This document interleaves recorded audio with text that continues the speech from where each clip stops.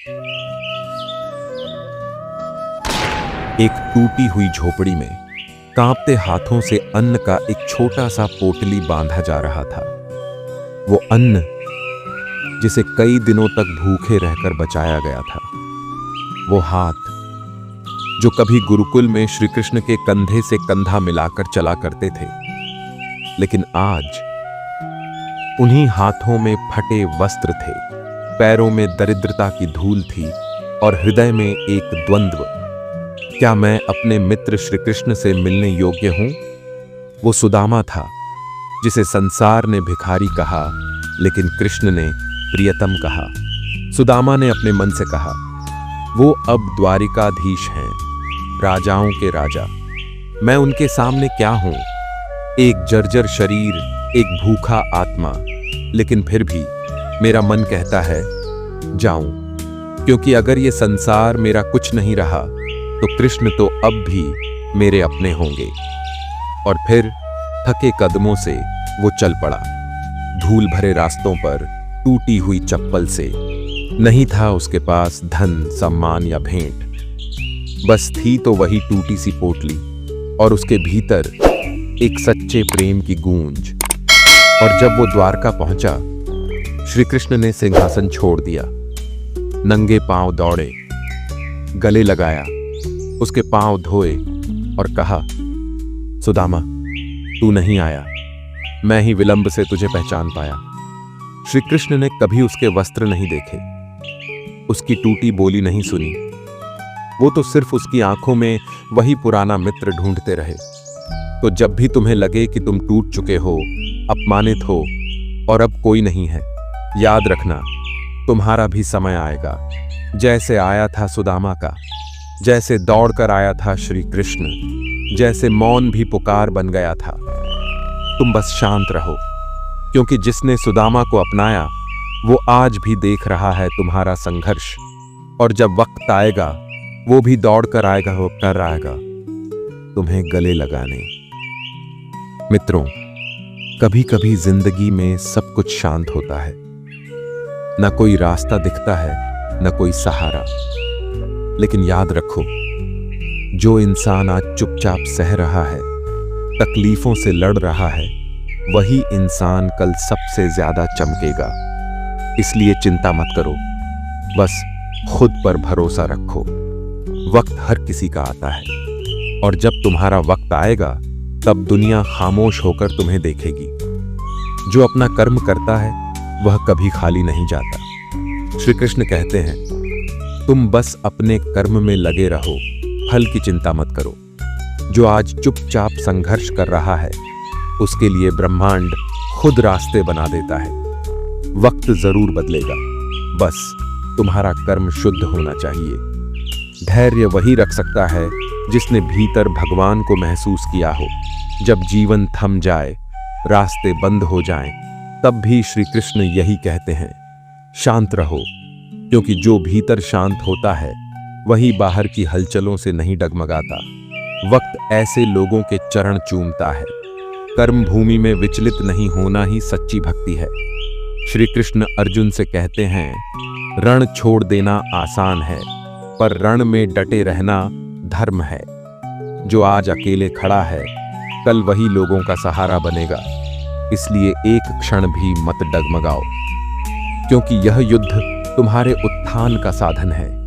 जिन्हें दुनिया ठुकरा देती है, भगवान उन्हें अपनाते हैं। कभी श्री कृष्ण ने सुदामा को राजा नहीं कहा, पर उन्हें गले से लगाया। दुनिया भले आज तुम्हें न समझे, न माने, लेकिन जब तुम्हारा समय आएगा, वही लोग तुम्हें सिर झुकाकर प्रणाम करेंगे। मौन वही रखता है जो सब जानता है। श्री कृष्ण कभी कभी सब कुछ जानते हुए भी मुस्कुरा देते हैं, क्योंकि उन्हें विश्वास होता है समय ही सबसे बड़ा न्यायाधीश है। तुम्हें बस प्रतीक्षा करनी है, अपने सत्य पर अडिग रहना है। हर अंधकार के भीतर भी एक दीपक जल रहा होता है। श्री कृष्ण कहते हैं, जब तक भीतर विश्वास का दीप जला हुआ है, तब तक दुनिया का कोई तूफान तुम्हें बुझा नहीं सकता। इसलिए अपने प्रकाश को संभालो, वक्त आएगा और सब उजाला हो जाएगा। जो स्थिर है वही विजेता है। युद्ध के बीच भी श्री कृष्ण शांत रहते हैं। वे कहते हैं, जो व्यक्ति भीतर से स्थिर है वह सबसे बड़ी उथल पुथल को भी पार कर सकता है। इसलिए शांत रहो, तुम्हारा वक्त रणभूमि में ही जन्म लेगा। वक्त का खेल विचित्र है, जो सबसे पीछे दिखता है वही सबसे आगे निकलता है। कृष्ण कभी रण में हथियार नहीं उठाते, लेकिन उनका मौन ही सबसे बड़ी रणनीति बन जाता है। जो आज चुप है, गूंज कल उसकी ही होगी। भगवान तब तक नहीं देते जब तक तुम तैयार नहीं होते। हर विलंब एक परीक्षा है और हर परीक्षा एक संभावना। श्री कृष्ण कहते हैं, जब तक तुम योग्य नहीं हो जाते मैं प्रतीक्षा करता हूं। जैसे ही तुम तैयार होते हो मैं स्वयं तुम्हारे साथ चल पड़ता हूं। जब सब रास्ते बंद लगें तब श्री कृष्ण को याद करो, क्योंकि जब तुम्हारे सारे सहारे टूट जाते हैं तब वह स्वयं रथ की बागडोर थाम लेते हैं। शांत रहो, उनका आना निश्चित है। बस तुम्हारा समर्पण सच्चा होना चाहिए। जो भीतर से टूटा हो वही श्री कृष्ण को सबसे करीब से जानता है, क्योंकि जब जीवन की हर दिशा बंद हो जाती है, जब अपनों की आवाजें भी चुप हो जाती हैं, तब एक सूक्ष्म सी आवाज भीतर से उठती है, मैं हूं ना अर्जुन। यही आवाज तुम्हें टूटने नहीं देती, तुम्हें उठाती है और समय आने पर वही आवाज पूरी दुनिया पर छा जाती है। जब सब कुछ खो चुका हो तब भी एक चीज बची रहती है, तुम्हारा विश्वास। कृष्ण कहते हैं, मामेकम शरणम व्रज, सब छोड़कर मेरी शरण में आओ। मतलब जब उम्मीद भी ना रहे तब भी मुझे थाम लो। मैं रास्ता बना दूंगा, मंजिल दिखा दूंगा, लेकिन तुम डरो मत, बस शांत रहो। धैर्यवान व्यक्ति के पास ईश्वर स्वयं खड़े होते हैं। देखो अर्जुन को, उसके हाथ कांपते हैं, लेकिन श्री कृष्ण कहते हैं, यह युद्ध है तेरा, लेकिन रथ मैं चलाऊंगा। यही तो जीवन है। जब तुम हार मानने को हो तभी ईश्वर तुम्हारे रथ के सारथी बन जाते हैं। सच्ची विजय तब मिलती है जब तुम हारने के बाद भी खड़े रहते हो।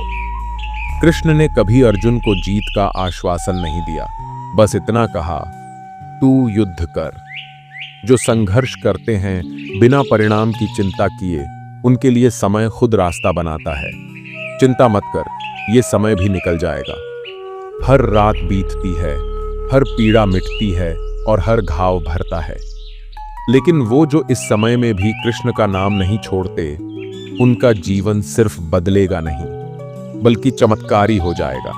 कभी कभी ईश्वर तुम्हारा सब कुछ छीन लेते हैं ताकि वो तुम्हें खुद दे सकें। कृष्ण कभी सुदामा को धन नहीं देते, लेकिन उन्हें अपना प्रेम दे देते हैं, जो सब कुछ से बड़ा है।